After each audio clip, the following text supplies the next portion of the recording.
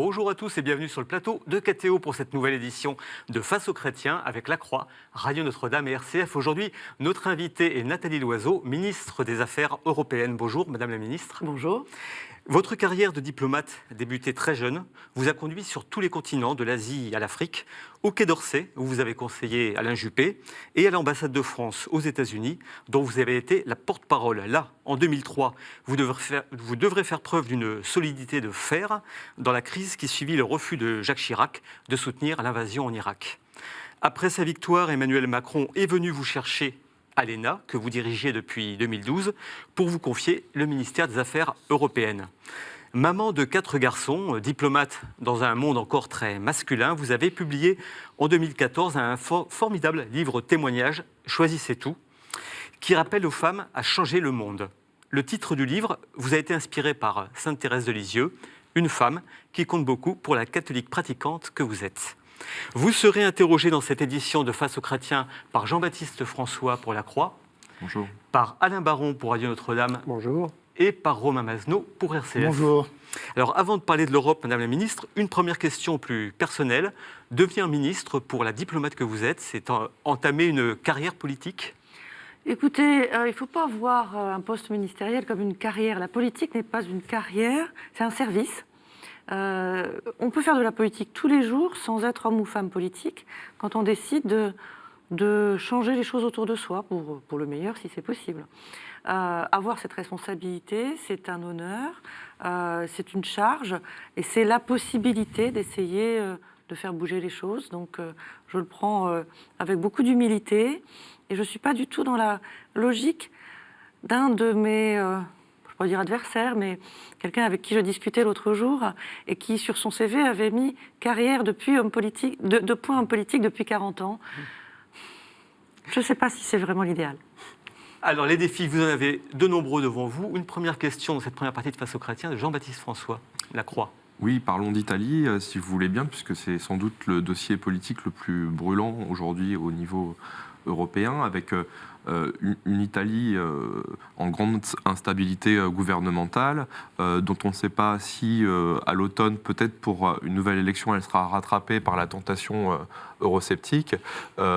Pensez-vous qu'un scénario noir est possible ? Du moins, le craignez-vous, le prenez-vous au sérieux d'une Europe qui doit se passer de l'Italie ? Et l'Europe peut-elle survivre à l'éventualité d'un départ italien ? Est-ce que c'est tout simplement possible, envisageable ? Alors, ce qui s'est passé en Italie, les élections du 4 mars, c'est quelque chose qu'il faut prendre très au sérieux, parce que les électeurs italiens ont adressé des signaux qu'il faut qu'on soit capable d'entendre. Plutôt que de juger si on aurait voté comme eux ou pas, se demander pourquoi ils ont voté pour des partis anti-système, extrêmes, avec des langages de contestation très forts. Première chose, les partis traditionnels se sont effondrés. Ce n'est pas le seul endroit en Europe où il y avait cette soif de renouvellement politique. En France, on a vu cette soif de renouvellement politique s'exprimer et il y avait une offre progressiste et elle s'est orientée vers cette offre progressiste. En Italie, il n'y avait pas cette offre progressiste renouvelée. Et puis, il y a eu une colère, un sentiment d'abandon par l'Union européenne, de la part des électeurs italiens. Abandon dès la crise financière, et on l'avait sans doute trop vite oublié, l'impression qu'on les avait désignés comme le Club Med de l'Europe, alors que les populations ont souffert et qu'il y a encore un taux de chômage, notamment chez les jeunes, qui est élevé. Et abandon pendant la crise des migrants, où l'Italie a été face à sa géographie sans rencontrer une véritable solidarité du reste de l'Union européenne, en particulier de l'Europe de l'Est.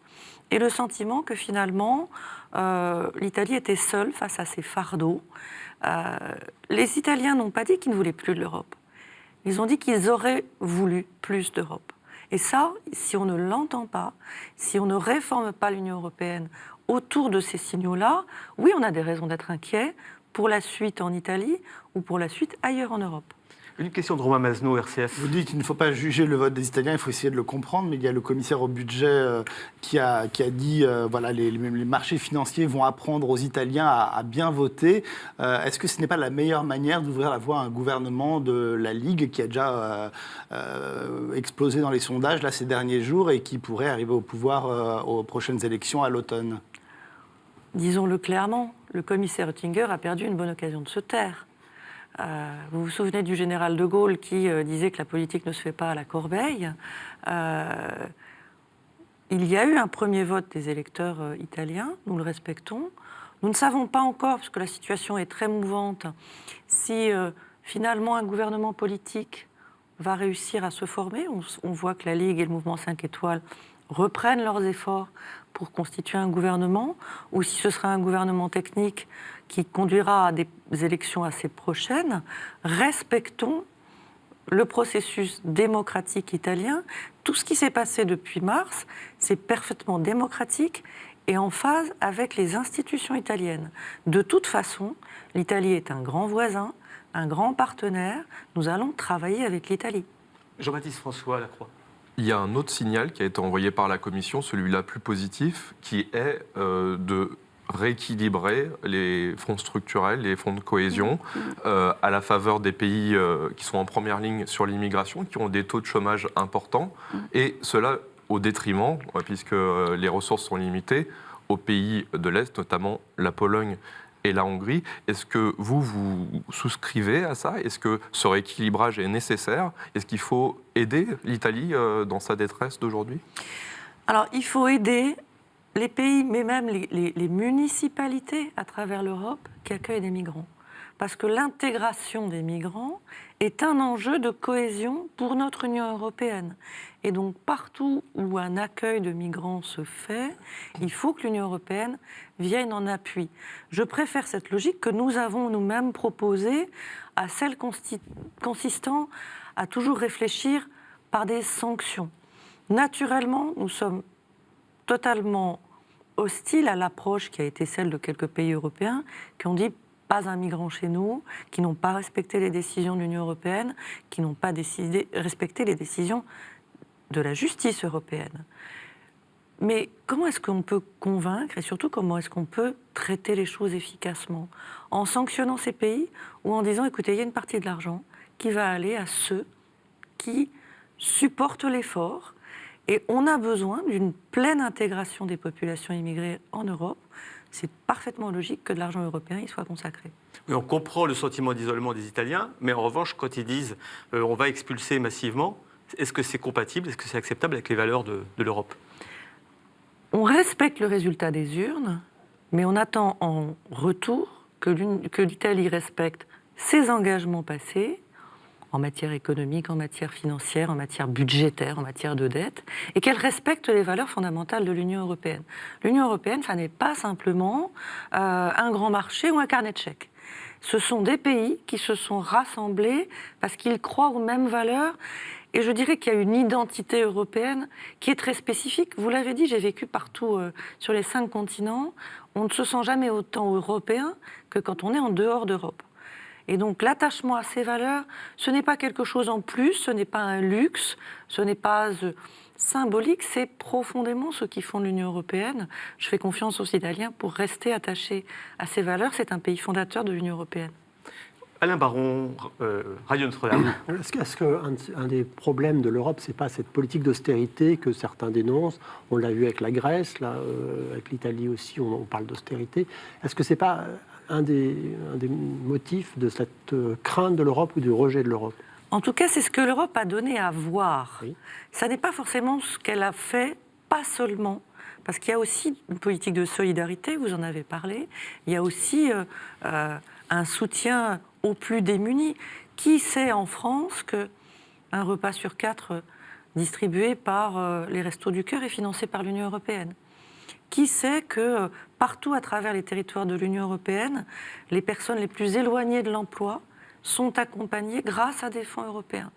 Ça n'est pas seulement l'austérité de l'Union européenne, mais c'est ce qu'on a vu et c'est ce qu'on a entendu Et il y a eu un langage, il y a eu une manière de décrire les choses extrêmement rigide, extrêmement punitive, qui a frappé les esprits, qui a fait oublier tout le reste.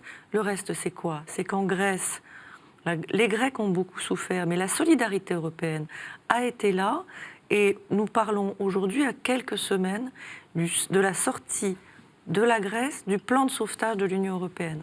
La Grèce s'en sort, a repris avec la croissance, n'a pas quitté la zone euro.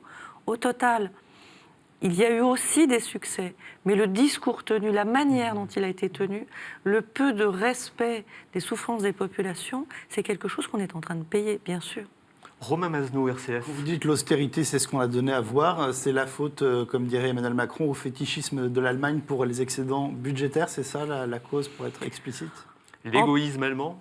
Ce n'est pas l'égoïsme allemand, parce que si vous êtes contribuable allemand, vous avez le sentiment d'avoir porté à bout de bras le sauvetage de la zone euro. Donc écoutons aussi les avis de chacun. Mais une forme de discours, j'allais dire, moralisateur, donneur de leçons, n'a pas sa place dans l'Union européenne. Nous sommes là pour nous respecter les uns les autres, travailler ensemble, mettre des conditions, c'est légitime, s'appliquer à tous les mêmes règles. Est-ce que vous ne croyez pas aussi que certains de nos partenaires se sont étonnés que les règles valent pour d'autres, mais que la France, pendant 10 ans, ne respectait pas ses propres engagements en matière de déficit budgétaire, au motif que quoi? Que nous étions plus grands et plus puissants et que notre voix portait plus fort. Aujourd'hui, nous sommes plus crédibles, nous pouvons davantage, j'allais dire, fixer le tempo de la conversation parce que nous tenons nos propres engagements. Alain Baron, Radio Notre-Dame. Alors, au nord de l'Europe, il y a un autre problème qui s'est fait jour avec le Brexit. C'est quoi le Brexit pour vous? C'est une simplification, une clarification? Parce que quand même, la Grande-Bretagne a toujours été un peu en marge de l'Union européenne.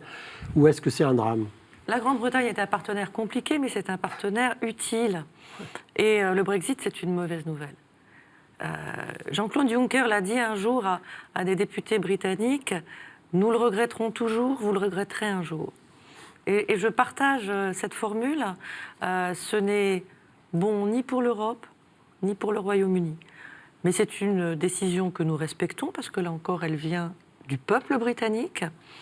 Et notre travail, c'est aujourd'hui de mettre en place le divorce le moins douloureux possible, mais chaque divorce est douloureux, et d'organiser une relation future entre le Royaume-Uni et l'Union européenne qui soit équitable, qui soit bénéfique aux deux parties, mais qui soit différente de la relation qu'on peut avoir avec un État membre. Oui. On ne peut pas espérer, si on est britannique, avoir autant ou plus en étant dehors qu'en étant à l'intérieur de l'Union européenne.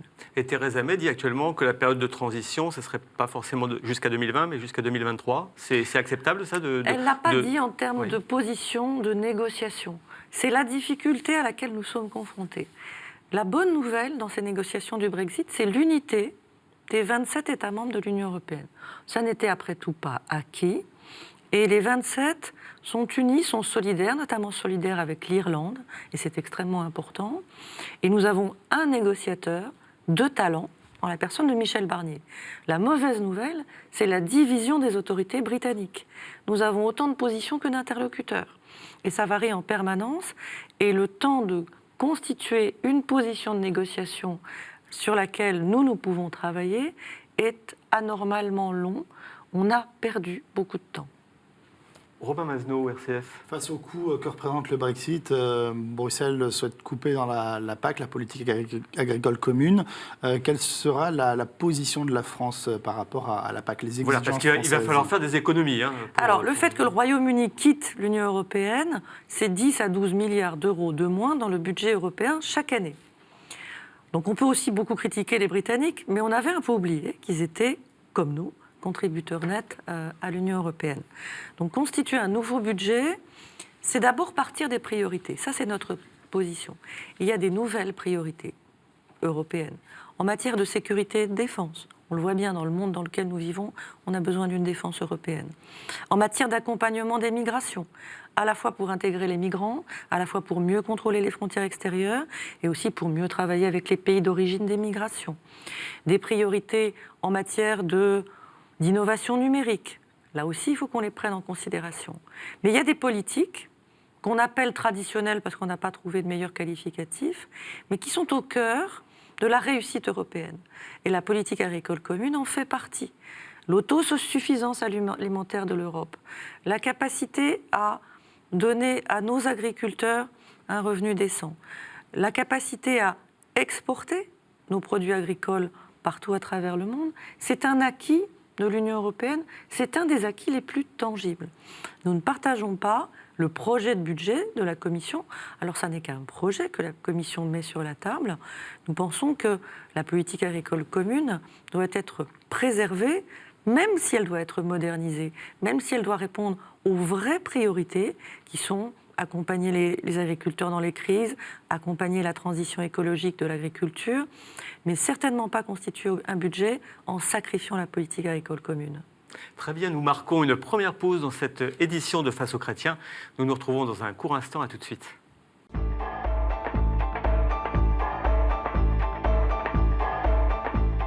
Retour sur le plateau de KTO pour cette édition de Face aux chrétiens avec notre invitée Nathalie Loiseau, ministre des Affaires européennes. Elle est interrogée dans cette édition par Jean-Baptiste François de la Croix, par Alain Baron de Radio Notre-Dame et par Romain Mazenot de RCF. Tout de suite, une première question d'Alain Baron.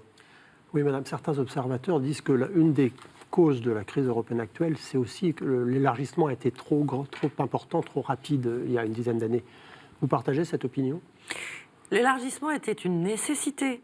Moi, j'ai commencé à militer sur les questions européennes quand j'étais jeune étudiante, parce que je ne supportais pas le langage des dirigeants européens de l'époque qui se vantaient que l'Europe était démocratique et prospère, alors que je voyais toute l'Europe de l'Est sans démocratie et sans prospérité.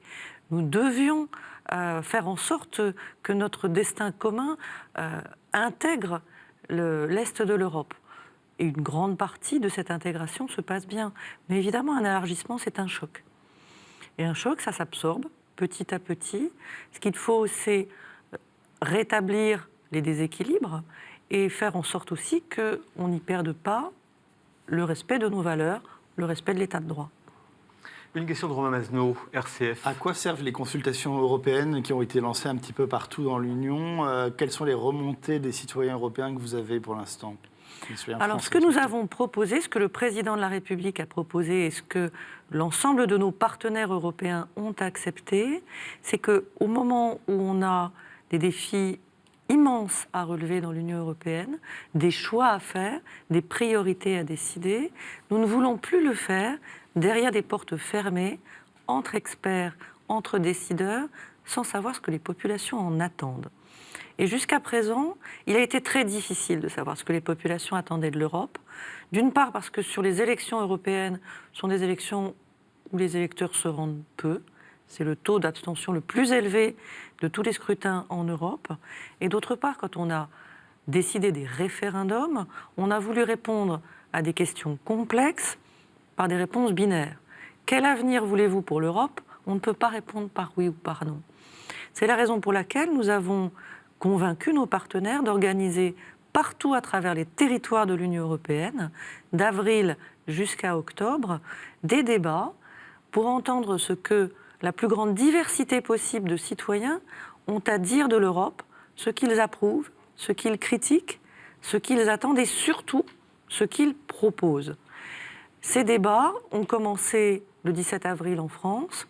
Ils sont accompagnés par une consultation numérique qui est portée par la Commission européenne en 24 langues, avec un questionnaire qui, là encore, n'a pas été écrit ni par les ministres, ni par des eurocrates à Bruxelles, mais par un panel de citoyens européens tirés au sort qui se sont réunis pendant plusieurs jours et qui ont décidé d'une liste de questions auxquelles tout un chacun peut répondre. Qu'est-ce que vous allez en faire après ? Qu'est-ce que vous allez en faire de toutes ces remontées ? L'objectif, c'est d'avoir une vision aussi large que possible des attentes des populations.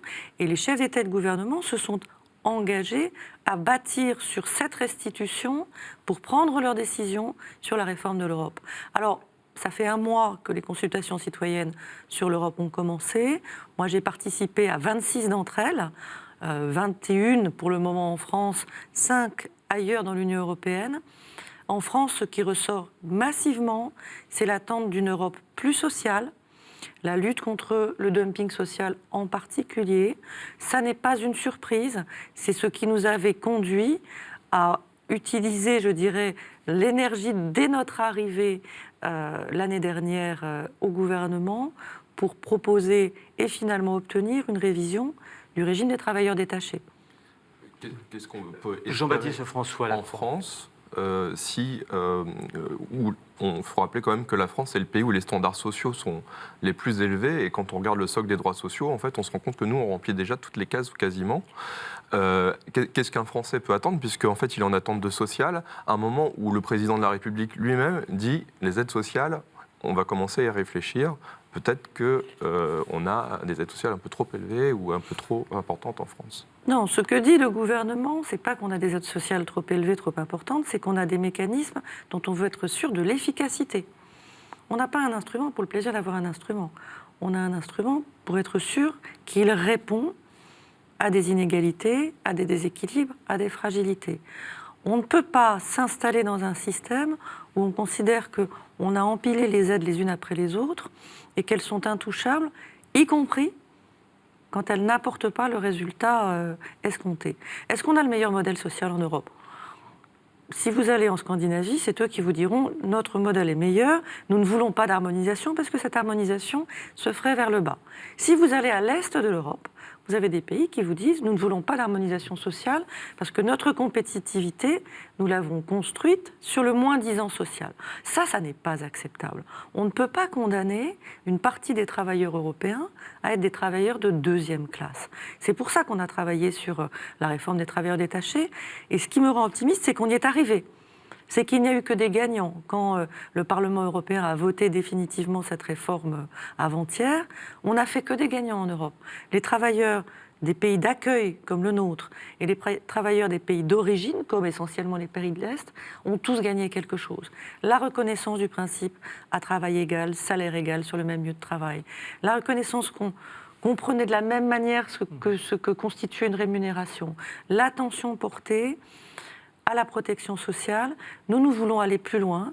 Nous souhaitons qu'il y ait une convergence sociale et nous réfléchissons à conditionner le versement de certains fonds européens à des vrais efforts de convergence sociale. On ne peut pas faire un chèque en blanc à des pays qui considèrent que, quoi qu'il arrive, leurs travailleurs seront des travailleurs de deuxième classe. Vous pensez à la Pologne, à la Hongrie ? Je pense à des pays qui, pendant longtemps, ont pensé que c'était ça leur compétitivité et qui, aujourd'hui, sont dans une réflexion un peu différente. Parce qu'aujourd'hui, ces pays commencent à être en manque de main-d'œuvre. Aujourd'hui, vous voyez un pays comme la République tchèque ou un pays comme la Slovaquie contraints, en quelque sorte, d'augmenter les salaires et préoccupés de savoir comment ils peuvent faire revenir dans leur pays une main-d'œuvre qualifiée qui leur manque. C'est le moment d'avoir cette conversation. Jean-Baptiste François, Lacroix ? Alors, j'aimerais bien moi-même comprendre comment cette conditionnalité est possible. On en parle de plus en plus souvent, d'avoir des aides européennes qui sont conditionnelles, lorsqu'on sait que le budget européen se vote à l'unanimité et que par conséquent, il y aura nécessairement des blocages. Alors, cette conditionnalité, elle est voulue à la fois à Berlin et à Paris, si j'ai bien compris, et que là, il y a une cohésion franco-allemande. Ouais. Mais comment mettre en œuvre cette politique alors qu'il semble y avoir un blocage technique dans le mode institutionnel. Voilà. Nathalie Loiseau. Comme pour tous les sujets, vous l'avez bien résumé, il faut un moteur franco-allemand. Pour démarrer une vraie transformation dans l'Union européenne, sans moteur franco-allemand, on n'y arrive pas. Parfois, le couple franco-allemand est critiqué, il l'est surtout quand il est en panne. Mais une fois que Français et Allemands ont trouvé un chemin ensemble, il faut convaincre le reste de l'Union européenne. Ça veut dire convaincre les dirigeants, mais pas seulement les dirigeants. Ça veut dire parler aux opinions publiques, ça veut dire parler aux corps intermédiaires, au patronat, aux syndicats, aux associations. L'opinion publique, c'est quelque chose qui compte de plus en plus. La société civile a toute sa place dans les choix européens et je suis frappée de voir aujourd'hui qu'un certain nombre d'inflexions sont prises précisément parce que la société civile sait de mieux en mieux s'organiser. On parle beaucoup, pour les critiquer, des lobbies à Bruxelles. Les lobbies, ça peut être des grandes multinationales, on le sait, mais ça peut être aussi des associations qui s'organisent pour faire progresser le bien commun. Et c'est là-dessus que nous comptons. La conversation, nous voulons l'avoir avec tous Et depuis l'élection d'Emmanuel Macron, il a reçu tous ses partenaires de l'Union européenne. Il s'est rendu dans un grand nombre de pays. Moi, je voyage en permanence pour écouter, pour comprendre et pour convaincre. Et ça n'est qu'en essayant qu'on arrivera à faire bouger les lignes. Alain Baron, Radio Notre-Dame. Je voudrais revenir un petit moment sur l'immigration, parce que de la même façon que Michel Rocard avait dit, la France ne veut pas accueillir toute la misère du monde. Est-ce que l'Union européenne peut faire autant pour l'immigration? Parce que ça nourrit aussi des craintes dans la population, vous le savez bien. Ça nourrit des craintes, y compris dans des pays qui ne connaissent pas les phénomènes migratoires et où les campagnes électorales s'organisent autour de la question des migrations. C'est devenu l'attrape-peur de l'Union européenne.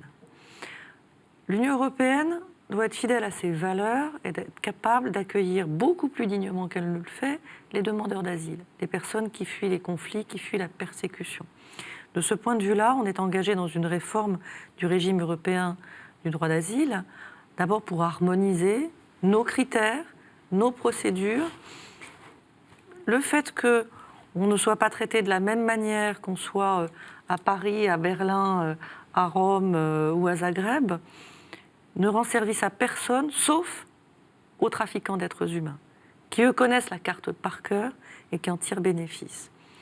Ensuite, s'agissant des migrations économiques illégales, aujourd'hui, elles pèsent d'un poids social que l'Union européenne peine à supporter. On peut le regretter, on doit le constater. Ce que nous devons faire, c'est travailler beaucoup plus efficacement avec les pays d'origine des migrations. J'ai vécu en Afrique, j'ai vécu au Maghreb. Moi, je ne peux pas me satisfaire du principe selon lequel les jeunes les plus actifs, les plus courageux et les plus dynamiques sont condamnés à fuir leur pays d'origine et à venir en Europe. C'est la certitude qu'en Afrique, on connaîtra de la croissance, mais pas de développement. C'est le paradoxe devant lequel on est aujourd'hui. Travailler efficacement avec les pays d'origine, ça veut dire mieux coordonner l'aide européenne. Nous sommes le premier bailleur de fonds de l'Afrique subsaharienne. Mais tous ces milliards qui vont en Afrique, souvent, on a été concurrents les uns des autres, les pays européens, où on ne s'est pas mis d'accord sur les priorités. Les priorités, c'est éducation, notamment l'éducation des petites filles, formation, emploi, gouvernance, pour que les jeunes de ces pays croient qu'ils y ont un avenir et puissent y apporter toute leur énergie. Quel est l'enjeu là? C'est dans les semaines, dans les mois qui viennent, de repenser cette politique conditionnelle, de durcir les frontières, mais en même temps d'aider plus les pays de départ. On a commencé l'année dernière, fin août, Emmanuel Macron avait réuni à Paris des pays d'accueil des migrations avec des pays d'origine et des pays de transit. Ça n'est pas non plus pour rien que cette semaine encore, nous avons travaillé sur la stabilisation de la Libye. Parce qu'un pays comme la Libye, où il n'y a aujourd'hui pas d'État, c'est un pays où il n'y a pas de droits de l'homme, et c'est un pays où les trafiquants sont rois. Trafiquants d'êtres humains, trafiquants de toutes sortes. On ne peut pas espérer traiter ce sujet humainement brûlant des migrations si on n'est pas aussi plus actif sur des pays de transit. Donc on a commencé, depuis l'année dernière, on a amené des pays qui considéraient, avec une certaine audace, que les questions migratoires ne les concernaient pas parce qu'ils n'avaient pas de passé colonial. C'est ce que nous disait l'Est de l'Europe, froidement. Nous les avons au moins amenés à contribuer financièrement à l'aide aux pays d'origine des migrations. C'est un premier pas, il n'est pas négligeable, il faut le saluer et il faut continuer. Et le deuxième pas? Quelle est l'étape justement suivante, ce à quoi vous voulez arriver au niveau de l'Europe? C'est développer le Fonds européen de développement, faire en sorte probablement de continuer à travailler avec le Royaume-Uni, même une fois qu'il aura quitté l'Union européenne, pour que notre aide au développement soit coordonnée, être dans un dialogue à la fois respectueux et exigeant avec les pays d'origine en matière de gouvernance, pour que cette aide soit crédible et que les populations trouvent à se créer un avenir dans leur pays d'origine. Honnêtement, l'Afrique, c'est la priorité de l'Europe. C'est à la fois notre partenaire de croissance quand tout va bien, et c'est l'origine de nos troubles quand tout va mal. Nous avons intérêt à avancer ensemble. Une question de Romain Mazneau, RCF. Quelles sont les conséquences du Brexit sur l'Europe de la défense? Est-ce que maintenant on est obligé de convaincre les Allemands de participer au financement des interventions extérieures de la France en Afrique notamment? Alors, il y a plusieurs aspects dans votre question. La France est effectivement le pays de l'Union européenne le plus présent dans les opérations extérieures. Mais il n'est pas le seul, et il l'est de moins en moins. Les conséquences, d'abord, de l'instabilité du monde, du caractère imprévisible de notre allié américain, du caractère sûrement trop prévisible de notre partenaire russe, font qu'aujourd'hui, il y a une vision beaucoup plus collective, collégiale de la menace au sein de l'Union européenne. Il y a des troupes françaises dans les pays baltes, sous parapluie de l'OTAN. C'est assez récent, et de notre part, c'est une évolution. Il y a très prochainement des troupes estoniennes, des troupes de combat au Mali à nos côtés. Ça aussi, c'est une révolution. Et depuis la fin de l'année dernière, nous sommes en train de mettre en place ce dont on avait parlé pendant 60 ans sans y parvenir, c'est l'Europe de la défense. La coopération que 25 États membres de l'Union européenne ont décidé d'avoir en commun sur les questions de défense, c'est d'abord un engagement à augmenter les dépenses de défense, notamment les dépenses d'investissement, à mutualiser des efforts. Il y aura dans le prochain budget un fonds européen de défense, de l'argent communautaire qui va permettre de travailler ensemble. Et nous proposons de planifier ensemble, d'entraîner nos forces ensemble, d'échanger des officiers d'état-major pour avoir une culture stratégique commune. C'est indispensable. C'est peut-être le point sur lequel le Brexit nous permet d'aller plus vite. On sait à quel point les Britanniques étaient hostiles à l'Europe de la défense. Ce que je constate avec intérêt, c'est que maintenant qu'elle voit le jour, ils sont intéressés et ils nous demandent un partenariat. Jean-Baptiste François Lacroix. L'Europe de la défense, c'est vrai que c'est un axe phare de la relance européenne.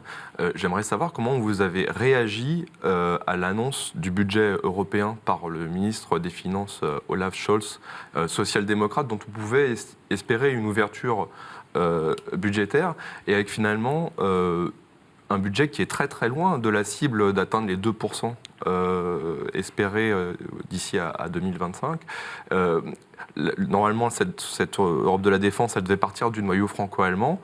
Est-ce qu'à ce moment-là, vous avez eu une petite déception, j'imagine ?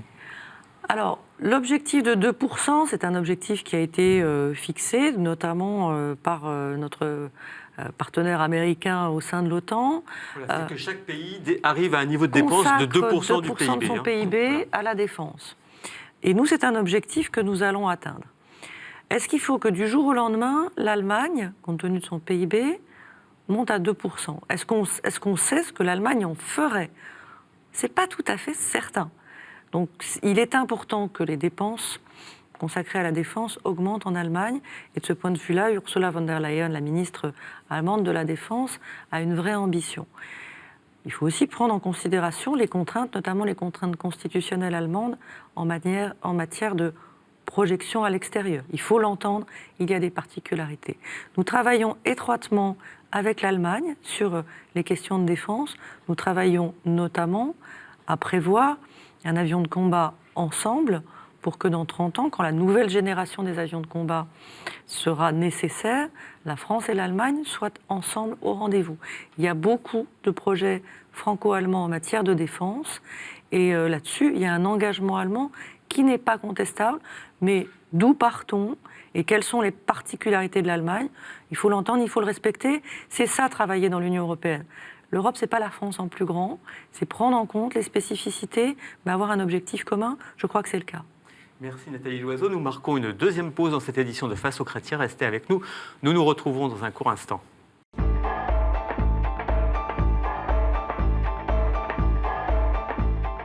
Retour sur le plateau de KTO pour cette dernière partie de cette édition de Face aux chrétiens avec notre invitée Nathalie Loiseau, ministre des Affaires européennes. Elle est interrogée par Jean-Baptiste François de Lacroix, par Alain Baron de Radio Notre-Dame et par Romain Mazneau de RCF. Tout de suite, une première question de Romain Mazneau. Alors, il y a une loi sur la parité en politique, il y a des quotas pour que les femmes soient plus nombreuses dans les conseils d'administration. Qu'est-ce qu'on peut faire encore pour favoriser l'égalité entre les femmes et les hommes dans la vie politique et économique ? Dans la vie politique, on a fait des progrès récents, mais maintenant réels. Ça fait plusieurs gouvernements qui sont paritaires. Aujourd'hui, on n'est pas une femme ministre, on est une ministre parmi d'autres dans un gouvernement en France, et c'est essentiel. Depuis l'année dernière, la composition de l'hémicycle de l'Assemblée nationale a radicalement changé. Alors, elle a radicalement changé puisqu'il y a 3/4 de députés qui sont là pour un premier mandat, mais aussi parce qu'il y a 39% de femmes. Ça change l'atmosphère dans l'hémicycle et d'une manière que moi je considère comme très positive. Pourquoi ? Parce que nos représentants doivent représenter la société telle qu'elle est. Dans le monde économique, il y a beaucoup à faire, en particulier en matière d'égalité salariale. Les lois sont une chose, la réalité en est une autre. Il y a des disparités salariales que rien n'explique, sauf les mauvaises habitudes. Aujourd'hui, procéder à la fois à l'encouragement, à la mise en avant des entreprises exemplaires, mais aussi aller plus loin et pointer du doigt celles où les divergences ne sont pas explicables, c'est nécessaire. C'est nécessaire notamment pour, je dirais, les jeunes générations qui, aujourd'hui, quand elles vont chercher un emploi, vont chercher ce que les Américains appellent « Great Place to Work », là où leur identité sera respectée. C'est absolument essentiel. Alain Baron, Radio Notre-Dame. Oui, nous sommes à la fin du mois de mai. Il y a 50 ans, la France était en ébullition. Que faut-il retirer, selon vous, de cet esprit de mai, certains nomment comme ça? Je me méfie toujours des parallèles ou des commémorations, parce que parfois c'est artificiel. Est-ce qu'en mai 2018, on est forcément obsédé par mai 68 ? Bon, dans les médias, on le voit. Je ne sais pas si ça parle énormément aux jeunes générations. Il y a des cycles. Je me méfie aussi du recul, de la critique systématique, de ceux qui aujourd'hui voudraient envoyer aux orties toute cette liberté qui a été amenée par mai 68 dans une société qui était probablement corsetée et pesante. Trouver à chaque fois l'équilibre du moment sans se référer ni avec nostalgie ni avec détestation à notre passé, le regarder en face, mais surtout se poser la question de l'avenir. Moi, je m'intéresse beaucoup plus aux générations qui montent. Vous l'avez dit, je suis mère de 4 enfants et je m'intéresse à ce qu'est leur jeunesse aujourd'hui, à la proposition que nous avons à leur faire, beaucoup plus qu'à la nostalgie de mai 68. Oui, dans votre livre, hein, on voit bien que vous n'êtes pas du tout, vous, une nostalgique du passé. Vous dites aujourd'hui, la place des femmes, l'éducation, les relations aussi adultes-enfants sont quand même plus épanouissantes qu'elles ne le furent par le passé. Est-ce que pourtant on n'a pas été très loin et est-ce qu'on n'assiste pas aujourd'hui finalement à un retour de balancier un peu conservateur pour remettre un certain nombre de principes et de normes, y compris dans le monde éducatif? On voit avec la politique menée par Jean-Michel Blanquer. On est en tout cas dans une société en quête de sens. Et ça, il faut l'entendre. Et il faut s'efforcer d'y répondre. C'est en partie le rôle de l'État, mais c'est beaucoup le rôle de la société civile de participer à cette réinvention du sens. Alors, l'éducation est devenue une anxiété, notamment dans notre pays, parce qu'on est dans une phase de grande transformation. Et donc, qu'est-ce qu'on dit à nos enfants? À quoi va ressembler le monde dans 20 ans? Nous savons une chose, c'est que les métiers qu'exerceront nos enfants, une grande partie d'entre eux n'existent pas encore. Nous savons une chose, c'est que nous sommes dans un changement climatique qui aura des conséquences fortes, surtout sur la génération de nos enfants. Moi, ce sont des questions que je me pose en permanence, à la fois comme mère de famille, mais aussi comme membre d'un gouvernement. Qu'est-ce que l'on propose? Comment est-ce qu'on humanise ces transformations? Comment est-ce qu'on reprend le contrôle de ces transformations? Ma conviction profonde, c'est que la plupart de ces évolutions se passent au moins à l'échelle de notre continent. C'est pour ça que je suis une Européenne convaincue. Pour que l'Union européenne puisse humaniser la mondialisation, contrôler les grandes transformations. Est-ce que vous échangez avec votre collègue Jean-Michel Blanquer, ministre de l'Éducation, sur le système français? Dans votre livre, vous êtes assez sévère quand même sur un système très performant, basé sur la note, alors que vous avez connu le système américain pour vos enfants, qui valorise beaucoup plus l'effort personnel, l'épanouissement des jeunes. Alors, j'ai été, par exemple, très heureuse de voir Pierre Mathiot déposer son rapport et Jean-Michel Blanquer s'appuyer dessus pour la réforme du bac, pour la création d'un oral, parce que ce qui m'est apparu de ma vie de nomade, c'était un peu le handicap français. Nous avons des têtes bien faites, mais souvent des gens qui s'expriment mal. Et souvent des jeunes filles moins à l'aise à l'oral que les jeunes garçons, parce qu'on les a aimés dociles pendant toute leur scolarité. C'est quelque chose sur quoi on doit travailler, faire en sorte que nos enfants apprennent à s'exprimer.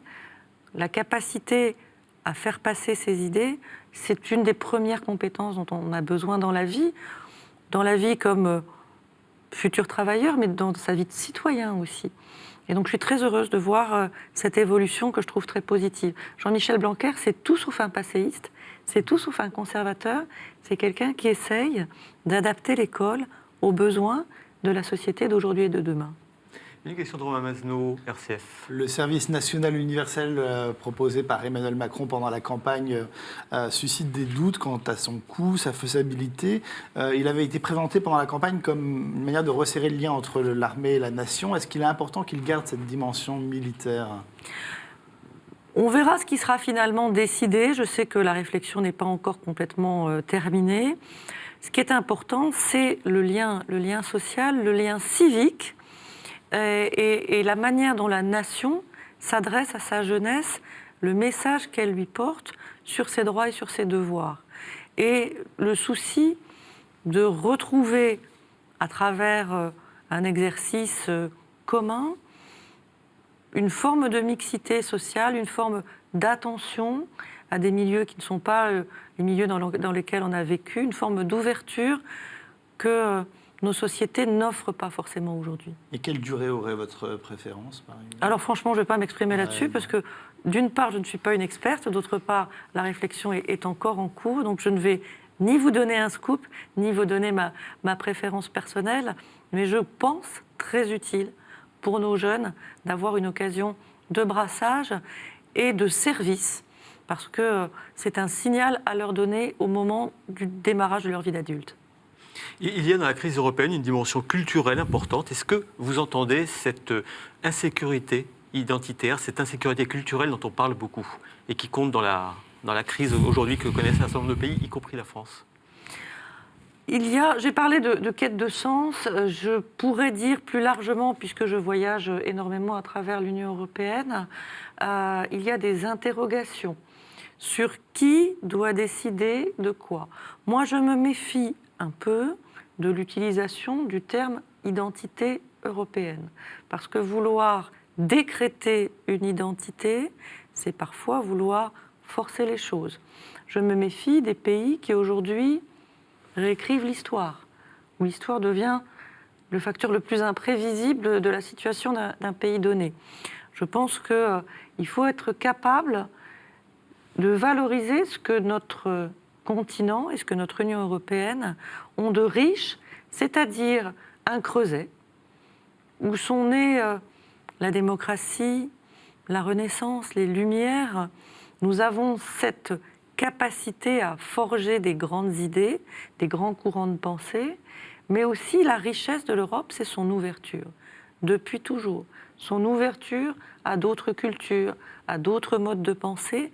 Elle a toujours su en tirer bénéfice, et la crispation culturelle ou identitaire, c'est le contraire de l'esprit européen, et ça ne rendra service à personne. Alain Baron, Radio Notre-Dame. Oui, sous la Ve République, le président a tendance à s'occuper pas mal d'international et aussi d'Europe. Le président Macron fait comme les autres, comme ses prédécesseurs. Peut-être un peu plus que les autres, un peu plus. Alors justement, on y arrive. Est-ce qu'il vous laisse quand même de la place pour travailler efficacement ? Écoutez, moi j'ai rejoint son projet et j'ai rejoint son énergie. Et je suis une ministre des Affaires européennes gâtée. Je n'aurais pas voulu servir un président qui aurait eu, comme certains de ses prédécesseurs, l'Europe honteuse. Vous savez, celle dont on ne parle que pour s'enorgueillir d'avoir remporté une victoire ou pour blâmer Bruxelles des contraintes qu'elle nous impose, alors que Bruxelles, c'est nous. On est assis à la table du Conseil et on vote les décisions. Donc c'est parce qu'Emmanuel Macron a ce vrai engagement européen que j'ai eu envie de le rejoindre. Je vais vous raconter une anecdote. Lorsqu'il a prononcé son discours à la Sorbonne le 26 septembre 2017, où il fait 70 propositions pour l'avenir de l'Union européenne. C'est un discours extraordinaire. Il y a eu une longue session de questions-réponses. Ça a duré au total plus de 2 heures et demie. Il est sorti de l'amphithéâtre de la Sorbonne. Il s'est tourné vers moi. Il m'a dit « Bon, j'ai terminé, maintenant à vous de faire ». Donc ça va. On parlait tout à l'heure des questions identitaires. Il y a une question qui a suscité des réactions différentes dans le gouvernement. C'est l'affaire de cette jeune responsable syndicaliste UNEF qui porte un voile, un hijab. On a entendu des ministres qui se sont prononcés pour, d'autres contre. Comment vous, en tant que ministre des Affaires européennes, vous percevez cette problématique qui concerne la France, mais pas seulement, qu'on voit aussi dans d'autres pays européens? Alors je parlerai plutôt à titre personnel parce que vous avez peut-être feuilleté mon livre et vous avez vu que c'est une question sur laquelle je me suis beaucoup interrogée et je me suis fixé une conviction petit à petit en ayant beaucoup vécu dans le monde musulman et en ayant vu le rapport de femmes musulmanes à cette question du voile, un rapport qui peut évoluer dans la vie d'une femme, qui peut venir d'une pression extérieure, et ça c'est totalement intolérable, qui peut venir d'un choix personnel, qui peut venir de l'affichage d'une révolte, de l'affichage d'une bigoterie, ça je suis déjà moins à l'aise. Mais parce que je suis profondément féministe, je n'aime pas qu'on dise à une femme ce qu'elle doit faire et ce qu'elle ne doit pas faire. Il y a des règles dans notre pays. Il y a des règles concernant l'État. L'État est laïque et c'est un socle de notre République auquel je suis profondément attachée. Il y a des règles concernant l'école parce qu'au moment où un enfant se forme son jugement, il doit être à l'abri d'un certain nombre d'influences extérieures. Mais ensuite, il y a la liberté de l'espace public. Et il y a la liberté individuelle de chacun.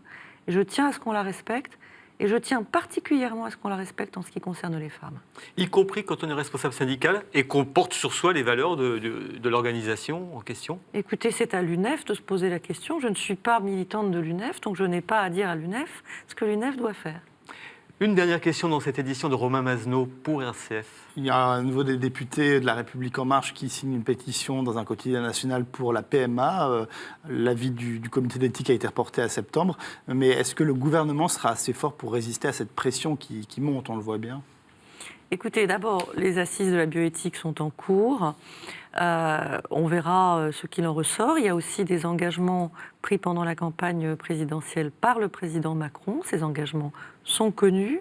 Maintenant, ce que fera le gouvernement à l'issue de ces consultations, ça n'est pas à moi de le dire, et en tout cas pas maintenant. Merci beaucoup à notre invitée Nathalie Loiseau, ministre des Affaires européennes, auteure de ce très beau livre « Choisissez tout ». Nous nous retrouvons la semaine prochaine et d'ici là, vous pouvez nous retrouver cette émission sur les sites de KTO, de Radio Notre-Dame, de RCF et de La Croix. Merci, à la semaine prochaine.